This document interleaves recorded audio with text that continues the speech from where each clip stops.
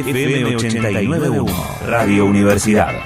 Que rápidamente Mauro Jardón. Sí, Mauro, ¿cómo estás? Sí, Gallego, ¿cómo te va? ¿Todo bien? ¿Y vos? Bien, bien. Tenemos algunos, perdón, tenemos algunos minutitos para charlar con el doctor Eugenio Zaffaroni antes que comience aquí la charla que tiene que ver con los nuevos desafíos de la Corte Interamericana de Derechos Humanos. Sabemos que el doctor Zaffaroni es actual juez de esta Corte. Bueno, buenas tardes, bienvenido a la universidad. Bueno, ¿de qué se va a tratar la charla del día de hoy? Bueno, hoy es una clase en el curso de doctorado que tenemos acá en la Universidad de La Matanza, en especial no hay ningún tema en particular. Gallego, podés charlar unos minutos con el doctor antes que comience la clase. ¿Qué tal, doctor? Mucho gusto. José Fernández lo saluda. ¿Qué tal? Un gusto. Buenas tardes. Buenas tardes. Bien. Bueno, nada, le toca estar al frente o ser parte de una cúpula, de una justicia, por lo menos que hoy por hoy la gente muchas veces no confía demasiado. ¿Lo siente eso? ¿Se siente? Bueno, lo que pasa en el país, sí, naturalmente, hay un cierto problema. Creo que la justicia está sufriendo un problema de partidización, digamos. Uh-huh. Obviamente que, todo juez tiene sus ideas, cada uno tiene su cosmovisión, cada uno tiene su sistema de ideas, digamos, sí. Su visión del mundo. Eso ha existido siempre, y dado tal o cual visión del mundo, puede mirar más con simpatía cierto sector político que otro. Pero siempre se hizo con límites, ¿no? Todo esto que le digo es humano, ¿no? Naturalmente. Sí. Pero siempre se ha hecho con algún límite y creo que en este momento lo que ha sucedido es que se han ultrapasado algunos límites. Uh-huh. Una sí. cosa es que alguien pueda tener una sintonía ideológica, otra cosa es que directamente rompa los límites del derecho, ¿no? Uh-huh. Ahí ya la cosa, una cosa es tomar una u otra posición dentro de lo que es jurídicamente opinable, otra cosa es directamente adoptar una posición partidista, ¿no? Sí. Creo que esto es lo que está causando un desprestigio en el Poder Judicial, pero sobre todo en el Poder Judicial Nacional, claro. Uh-huh. Pero esto no tiene por qué involucrar a todos los jueces. Yo no sé si en el país habrá unos 4.000, 5.000 jueces, etcétera. Y esto es actitud de una minoría. Lo que pasa es que eso trasciende a los medios en forma grave, justamente por causas que afectan gobernabilidad, etcétera. Y eso es un desprestigio que, si bien por cierto es de una minoría que asume esa actitud, empaña la totalidad de la corporación, ¿no? Claro. Lo que pasa es que siempre se habló, según el gobierno que estuviera, y uno se acuerda en la época menemista, que se amplió la corte, que siempre se sospecha que se puede manejar de un lado o del otro, pero lo que uno nota hoy es que de un lado o del otro dicen, si caes en tal juez te va mejor que si caes en tal otro, y del otro lado hacen todo lo contrario. Es como que está muy, si se quiere lo ponemos en términos futboleros, muy River Boca la historia. ¿Ustedes sienten eso también? No, el problema, siempre se supo eso, sí, pero el problema es, como cuando decía hace un segundo, uno sabe más o menos para dónde patea cada uno, pero tiene límites. Claro. ¿Y se puede achicar el margen? Creo que se han excedido esos límites. Uh-huh. Tiene los límites de que uno puede patear para un lado o para otro dentro de lo jurídicamente opinable. Claro.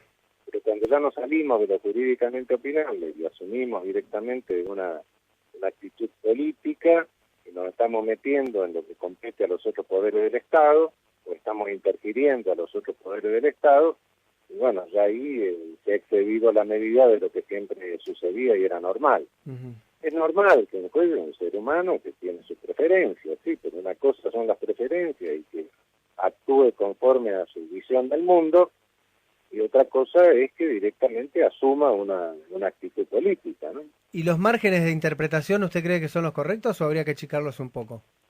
Me parece que en el último tiempo se están excediendo márgenes de interpretación. Eso es peor. Eso es lo que estoy viendo. Claro.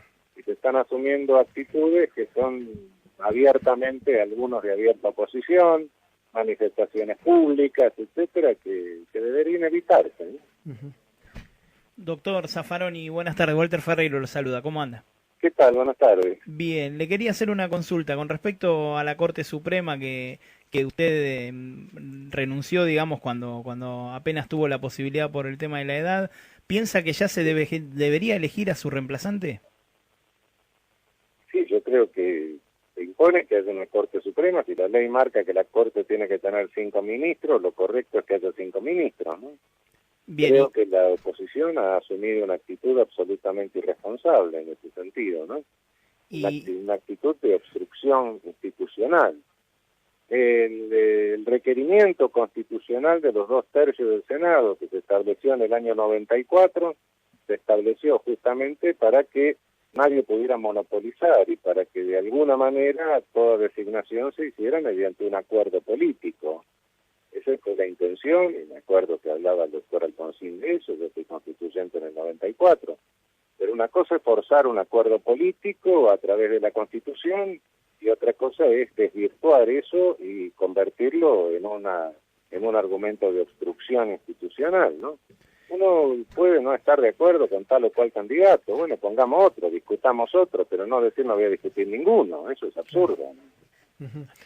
Y otro de los temas que mucho se ha hablado es el tema Carlos Fait, ¿no? Su edad y todo lo demás. Bueno, eso es otro problema. Yo tengo un gran respeto hacia el doctor Fait.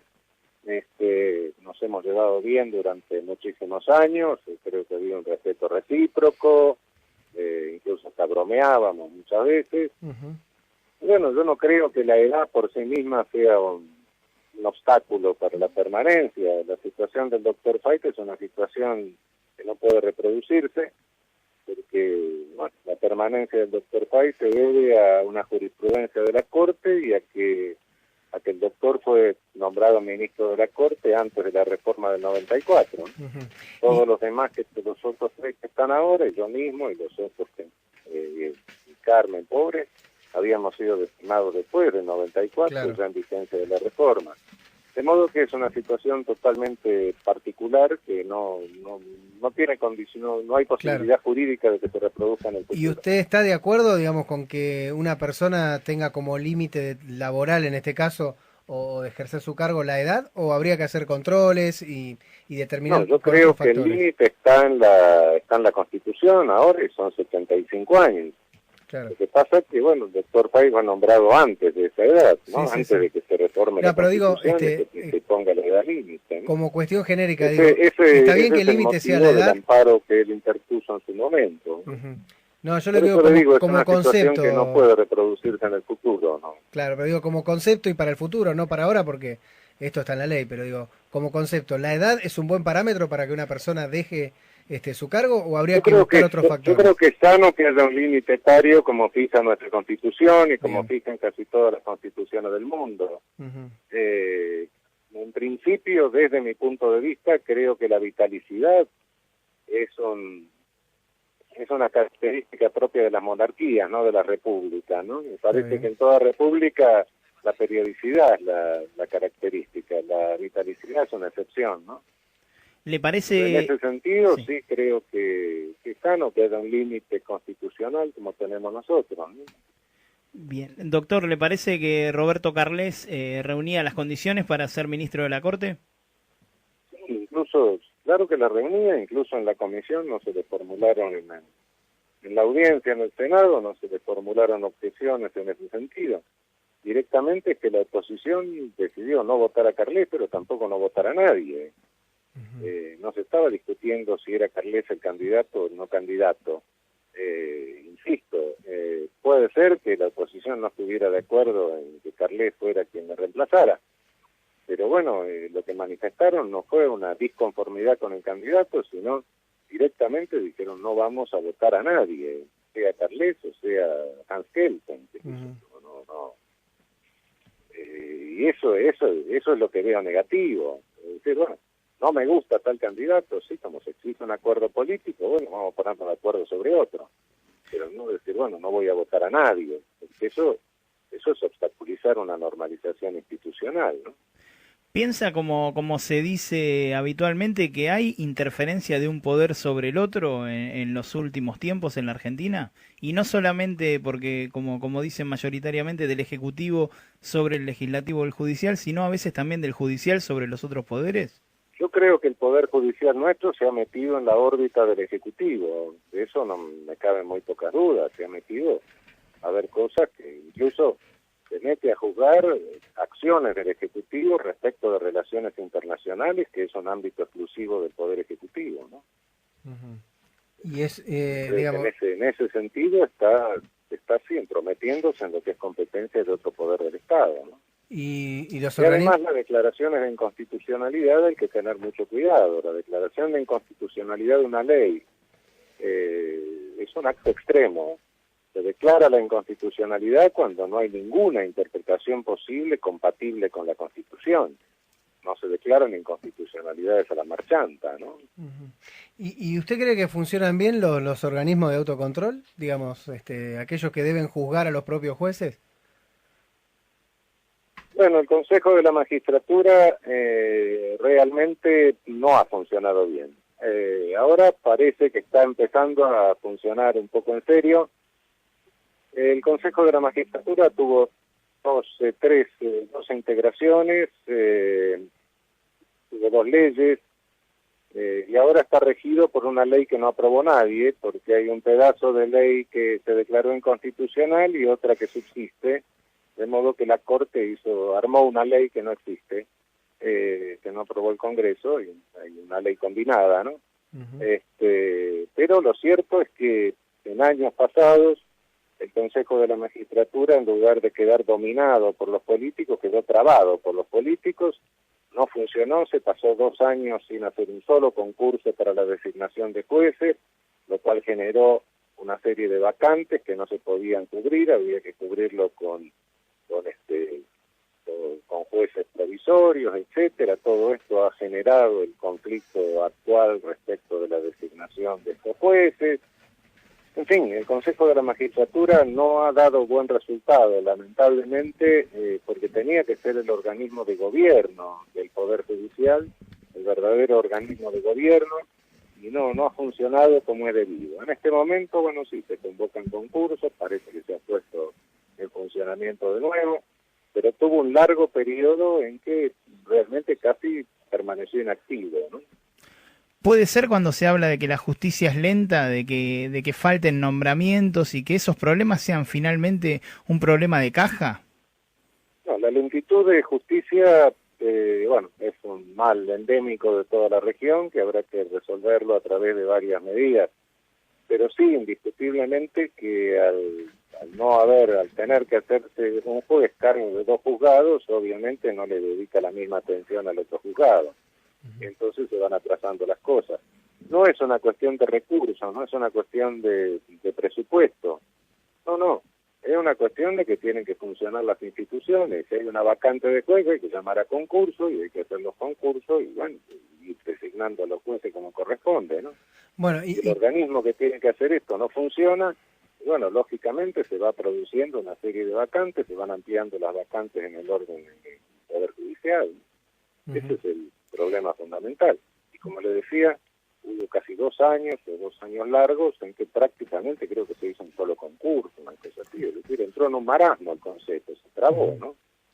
Bueno, la última, agradeciéndole desde ya este contacto. ¿Cómo va el trabajo nuevo en la Corte Interamericana? Todavía no estoy designado, pero la función la asumo a partir de enero del año que viene. Está bien. Fue en junio la designación, por eso. De 2016-2022. Está bien. Que recién el año que viene me pondré en funcionamiento en eso. Me permite una morada, va más lento que la justicia argentina, porque lo designaron hace 2 meses, Zaffaroni. No, bueno, porque era la última reunión que se hacía. Está muy la bien. última reunión de cancilleres. Está muy bien. Bueno, normalmente se hace así, se designa antes. Peor está en el Parlasur, que asumen dentro de 4 años, así que eso está peor. No, acá es el 1 de enero, ¿no? Termina el mandato los que estaban antes y asumimos los que nombraron ahora. Muchas gracias por este contacto y bueno, que tenga una buena charla en el día de hoy. Muchas gracias, un abrazo. Adiós, ahí estaba. Nos dimos el gusto de hablar con Eugenio Zaffaroni, hombre recientemente Sí. cumplió su mandato como uno de los jueces de la Corte Suprema de Justicia y ahora su nuevo cargo, al cual hacíamos referencia, en la Corte Interamericana de Derechos Humanos, que va a asumir en enero. La radio es otra forma de escuchar el mundo. Desde la Universidad Nacional de La Matanza, Radio Universidad FM 89.1. Siempre cerca.